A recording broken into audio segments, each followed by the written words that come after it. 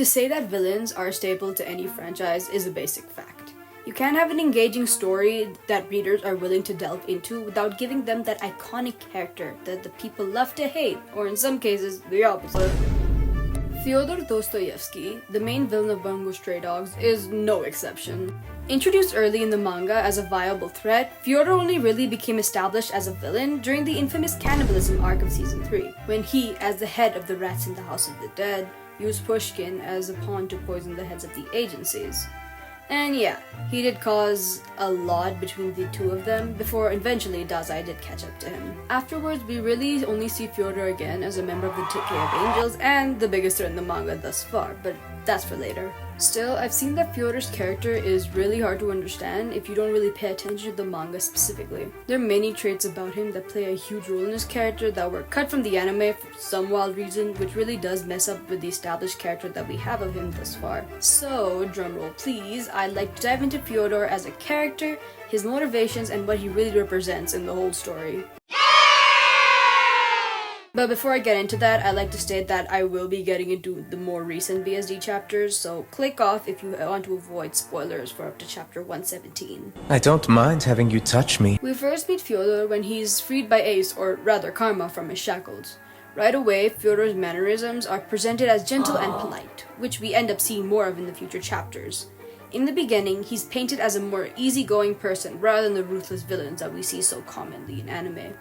Looking into his dialect, Fyodor is always polite in the way he speaks and moves, whether it's excusing himself after stabbing Sigma in Mersault or taking off his shoe before he enters Katai's house to assassinate him. Honestly, I find it really refreshing to see a villain that's generally just, a guy. He's a nice guy, to me, but I'm biased. Anyways, often in shonen and even seinen manga and anime, the villains are always these over-the-top dramatic theater kids that need to deliver these boring-ass speeches about good and evil before getting into anything serious. And you know what? I'm a hater. I'm just gonna say it. I'm a hater and that's what I think. And you know what? That is still fun, I suppose, but after you've seen the same thing 10 times, it does get pretty old. Which brings me to my next point, which is the elephant in the room for Fyodor's character if I'm gonna get into him. He's religious. Either Orthodox Christian or Catholic specifically, but I'm not going to get into that either. There are people who are more experienced in that kind of stuff. Typically, a character being religious doesn't play a huge role in their motivations or anything they do, but in Fyodor's case, it really does establish a lot about him in the beginning. We know from the moment that we meet him, or really from the moment he kills Karma, that he wants a world that's pure of sin. He wants to establish a world without evil ability users, in his opinion, which is much more interesting than the typical I want to destroy the world villain, to me at least. The most common misconception about Fyodor's character is that he has something of a god complex, and I have seen this everywhere and I'm going to finally address it today. It's first of all blatantly untrue, and second of all, completely out of character for him. What about a character that says, I want to free all children of the world, gives the impression that he wants to be a god? What Fyodor has, instead of the god complex that people usually pin him with, is a savior complex. He believes that it's his job to rid the world of sin. He believes that he is the servant of a higher being, the servant that's here to wipe the world clean of what's wrong with it, and that has been backed up by the most recent chapters. But we'll get into that once I start talking about his motivations. For now, I'll just focus on his character. Another thing we know about Fyodor, now that we know what the nature of his ability is that he is literally 1,000 years old. Like, over 1,000 years old, actually. Think about it this way. If you were an immortal being that has seen everything about 1 billion times, you would be hard to please. Which is why the next aspect of his character is even more interesting. But first, I'd like to relate that to another villain from the infamous movie and light novel Dead Apple. I personally don't think Dead Apple is as confusing as many people make it out to be. Maybe they should stop staring at Dazai's dick and moon their eyes up. But that could just be me. That's not what we're here to focus on today either. For now, we're going to be focusing on the main villain of Dead Apple, Shibuzawa Tatsuhiko. I'm sorry if I'm pronouncing that wrong, by the way. Shibuzawa's motivations to me are pretty predictable for a villain. Like blah blah blah, he's bored of living in a world where nobody entertains him and whatnot. But what really sticks out to me is that his and Fyodor's motivations are pretty similar and somehow very different. Yes, they're both bored of the world, but it's how Fyodor reacts to being well and truly beaten that I adore so much about him. Instead of the typical shabam where the villains start whining, giving a speech about how much he hates and wants to kill the main character, Fyodor is genuinely amazed when he sees that Dazai has beaten him fair and square in the cannibalism arc. That look of genuine amazement, the way his blurry eyes clear up for just a moment, that is something we don't see for Fyodor anywhere else.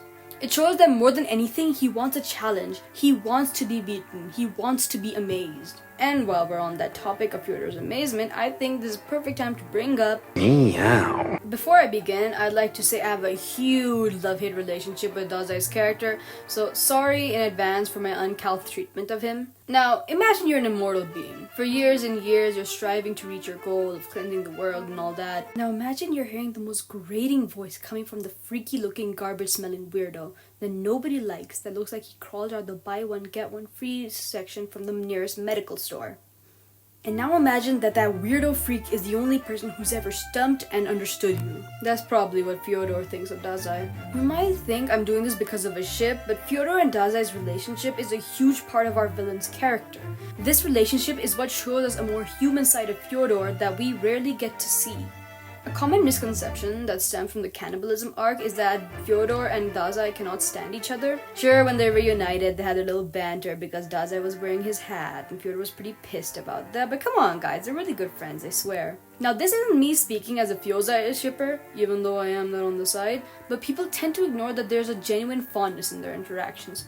And I am being a hater when I say this, but Bone Studio scrapped everything that alluded to them caring about each other, even a little bit, and I don't blame people who don't know about the rivalry for this reason. And branching out for a second here, I would typically think that Bones are huge Sokoku shippers and that's why all these scenes were scrapped in their favor, but they scrapped a few of their scenes too! The ball is in Sigzai's court and we're all bystanders at this point. But enough about ships. In the Mersal arc, Fyodor's and Dazai's interactions are always pleasant and bordering on mild annoyance. I mean, they have a whole secret language, for God's sake. It's like obvious at this point that they like each other enough to make that little bit of connection. Focusing on Fyodor for a second, for Valentine's Day in 2024, Editor Cash here, I'm a stupid idiot. What I meant were the 10th anniversary letters of BSD, not the Valentine's Day ones. There were these letters released that were written from the point of view of various BSD characters, which, by the way, wonderful marketing strategy. Of course, the people who read this manga are single and sitting at home during Valentine's Day. They did their research. But anyways, Fyodor's letter was the one that stuck out to me most. It reads, I am always alone, and that is fine by me. Has been and always will be. Well, I felt a little bit bored when I was playing chess with Dazai-kun, but that's it. Yeah, and there are people out there who think that they can't stand each other. Come on guys, 2 + 2 is 4. Now, whatever you people say, whether you think that this is one-sided or that Dazai doesn't care about him, I really don't care. I'm not here to start ship wars. The point of me reading that letter is to establish the fact that Fyodor and Dazai are not people who hate each other. They're rivals at most, and chess partners too. Do you know how well you get to know a person after a singular game of chess? It's freaky as hell, coming from a chess player. I find it interesting how Fyodor's more significant relationships, meaning his most significant ones with various Decay of Angel members, are the ones that are built on manipulation, whereas he doesn't even try that with Dazai. He knows what his rival is capable of. So why would he bother with something that he knows that Dazai will not fall for? So where he won't waste his time with insignificant little gestures the way he does with Sigma and Nikolai, he definitely loves to play the game with him, the longer game. Which brings me to our next point.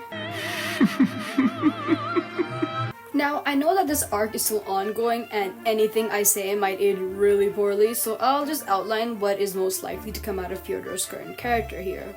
Now, a lot of existing villains have the same goal as Fyodor. They want to wipe out the world. But what's interesting about Fyodor is that he sees what he's doing as cleansing. The thing about Bungou Stray Dogs, and the reason I love it so much, is that there are no real villains. The poor mafia is just doing its job to defend Yokohama. Francis just wanted his wife to stop grieving their loss and bring together his family. Fukuchi, who I loved by the way, was scarred and traumatized from what he saw in the war and was acting on that trauma. Fyodor is no different. He believes that he's genuinely doing some good to the world. And you know what? He might actually be right. Every problem that we have faced in the world of Bungou Stray Dogs is because of an ability user. An ability user who values his own motivations over the world and ends up almost destroying it in the process of getting what he wants. To wipe out those users, the main cause of everything that the world has been through, it wouldn't exactly be wrong, would it? This motivation is exactly what makes Fyodor the perfect villain in Bungou Stray Dogs. He isn't evil by any means, but what he's doing to achieve his goals is a lot more extreme than anything that we have faced, anything that the agency has faced. He sees himself as a savior, ergo having a savior complex, and believes that he's the one who will save, in his words, the world. Getting into the post-anime chapters, we finally see Fyodor as he really is and what he's willing to do to reach his goal. Arriving at the airport with that big signature polite smile smile and a good morning to all the people he's about to slaughter, it's then that the weight of Fyodor's motivations finally hits us, the audience and the main characters of this franchise. But there again, for Fyodor to go on this huge killing spree would make no sense for this established character. Why would one of the most calculating villains in all of Seinen slaughter people blindly? The answer is obvious, he wouldn't. Fyodor isn't here to destroy the world. He's here to kill ability users, and strictly ability users, as he has stated before. Kind of like a cleanse. That's his motivation to get the world. That's what he desired. And it is so baffling to me that the main villain that no one ever talks about, that has barely any merch by the way, but so many layers to him in his kindness and his politeness and his genuinely terrifying goals, isn't being pondered over by many more people. I mean, sure, we all love Fyodor, but it is so few of us who understand Fyodor. It is so few of us who look into Fyodor. You can look into any BSD villain, but I guarantee you that you will never find one that strikes as much fear in the readers and both the characters' hearts as much as Fyodor does. He's so new to the series, and so new to Seinen in general, that we haven't seen this kind of character. I'm sorry, I'm writing a love letter to this guy at this point. If it isn't obvious already, I love Fyodor so much that I could actually be rooting for him right now at this point in the franchise, depending on how this fight goes actually. But that's only because of Asagari's phenomenal writing. Asagari has never established a real villain to BSD because this manga isn't about good and evil. It's about humans who are trying to reach their goal. And despite what everyone says, and despite what the anime tries to get you to believe by cutting out the most pivotal scenes,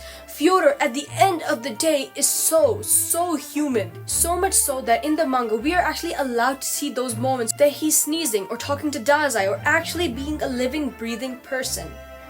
My biggest issue with Bone Studio, which number one, I will not go out here and say I can animate a better series, but my biggest issue with them is that they have no understanding of Fyodor as a character, and that understanding, since they are actually animating the anime, that understanding goes down the drain to a lot of viewers at the end of the day. No matter what Bone Studio tries to get you to believe, Bungo Stray Dogs is not a shonen anime. It is seinen, it has been classified as seinen, but for some reason the anime studio treats it like it's a shonen manga, focusing on the battle scenes much more than the subtle details that we need to see, especially in Fyodor's case, especially in our main villain's case. And I could go on and on about how this series is so beautifully crafted, so beautifully made to be a story that's worth reading, that's worth sharing, that's worth telling people about, that's worth being a story, that's worth being remembered years from now. And I could go on and on about how much I absolutely love this series, but I'm afraid of ending up in one of those cringe compilations you see on TikTok all the time, so I'm going to keep this part brief. Fyodor is a wonderful villain. Bungo Stray Dogs is a wonderful anime. Whether or not Fyodor wins, whether or not he loses, I will always love his character, and I will always love this manga's writing. But I won't keep you any longer from going on with your day, so thank you so much for listening to me talk, and I hope you know that BSD, for lack of a better word, is peak. Wow, okay, I did not expect to finish making this video or even to upload on YouTube, but I posted an update about it and I got like 90 likes, so people actually care, so which is very surprising to me. I'd like to say that I got really sick making this video, like I was bedridden and sneezing a lot, and so I powered through that exhaustion and made this video for you guys, so I hope you enjoyed. I mentioned Fyozai a lot, so I hope nobody gets mad about that one, and a few days after recording this script, BSD 118 came out, and let me just say, it was so good. I mean, I feel bad for Kenji and Tanizaki, of course, but like, that is such a good villain, dude. I love Fyodor. Anyways, thank you for watching. I used a few tweets in the video, so I hope you guys know that I don't have any ill intention towards those people, and I blocked out their names for that reason, and that's it. Thank you for watching.